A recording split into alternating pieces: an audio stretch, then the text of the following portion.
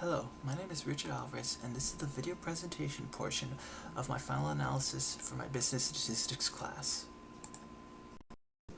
My analysis involves studying the Case-Shiller Home Price Index of three separate cities: San Francisco, California, Portland, Oregon, and Las Vegas, Nevada.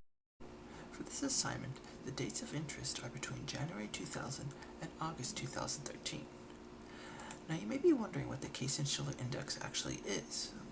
Well, the Case-Shiller Index is an indicator that reflects the housing prices in the given city area. In the Case-Shiller Main Index, it calculates the amount for 20 different cities.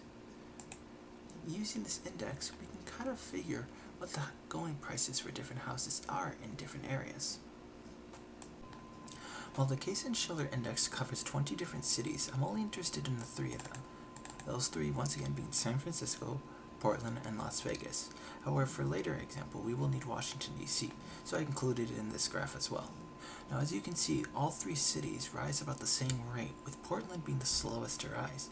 They all increase, starting at about 2003, 2004-ish, we start to see a dramatic rise, which signified the start of what would later be known as the housing bubble. However, once again, Portland lagged behind this bubble. Nevertheless, despite this lag, all of them plateaued at about the same time, 2005, 2006-ish, and then finally the housing market collapsed, and this is starting 2007. You notice that all of them start to trend downward as the housing prices decreased. Because how closely all four pieces of data follow about the same route, we can say there's probably a correlation here. Whether strong or weak, it's there. A correlation means that they all follow about the same trend. As you can see here, correlation does not equal causation though. While they may follow the same trend, they may not have caused each other. Now with this in mind, I use X for Portland, Y for San Francisco, and Z for Las Vegas when calculating the correlation coefficient for each city. The correlation coefficient is the number between -1 and 1, where -1 means there's a negative correlation, or the two items in question have an opposite effect on each other, and a +1 means that as one rises, the other rises as well. A 0 means that there is just no relationship between the two figures. With X being Portland and Y being San Francisco, that means between the two cities, there was a 0.705 correlation coefficient. Between Portland and Las Vegas, that number decreased to 6.335, and between San Francisco and Las Vegas, the number was 0.9425.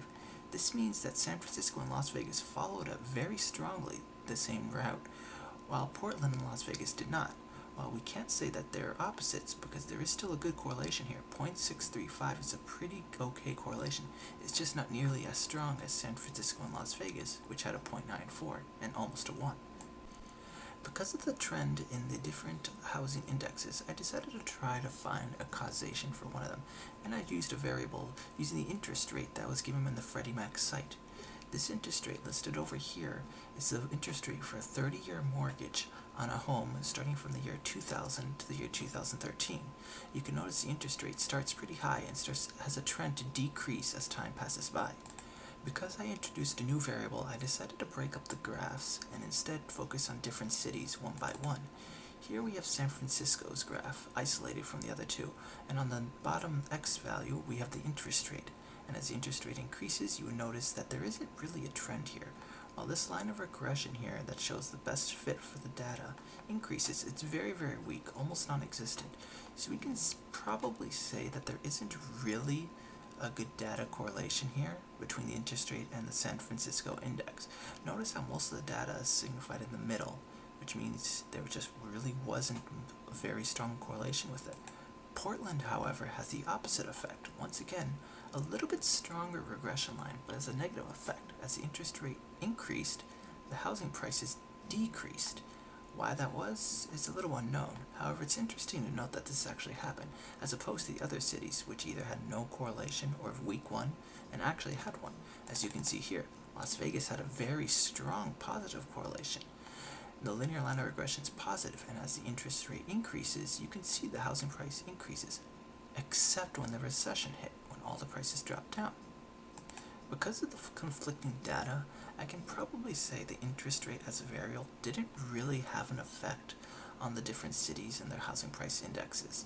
Otherwise, they all would have increased at about the same rate, or at least increased altogether, but they did not. In fact, Portland did the opposite. Normally, different graphs are used to interpret data in a different way. This is a frequency table in which the San Francisco price indexes are used to determine how frequently the houses are sold for that price range. In this case, notice how most homes are sold between the 130 and 150 price point range. This would be considered a normal distribution and is standard, except for the odd occurrence that a lot of houses were sold around the 210 and 220 range. This signifies that there was a plateau for the housing prices before the recession hit. Before concluding the presentation, I'd like to once again come back to this graph. Notice the Washington, D.C. line, which is marked by yellow X's, how it increases very rapidly, capping at 250, before decreasing because of the recession, and then quickly stabilizing and starting its increase again. Contrast this with Portland, which only gradually increases at a very slow rate, recovers very slowly from the recession as well. This was interesting enough to run an ANOVA test on to see if they are statistically different. Running the test with a 95% confidence interval, I received the p-value 2.57 times e to the 23, which when we remove this from scientific notation is basically 0.00000 to infinity. The number is so small, therefore these two means are statistically different, and as such I conclude my presentation. Thank you.